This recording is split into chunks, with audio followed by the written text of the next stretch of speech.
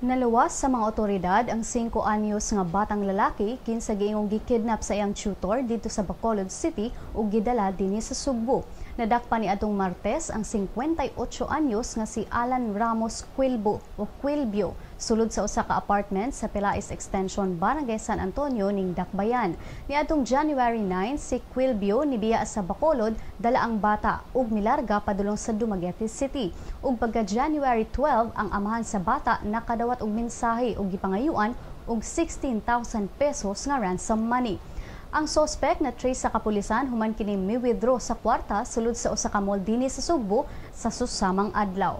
Sa panayam sa mga reporter, si Quilbio nagkanayon nga gidala niya ang bata tungod sa kalagot niya kay giharas daw siya sa inahan niini.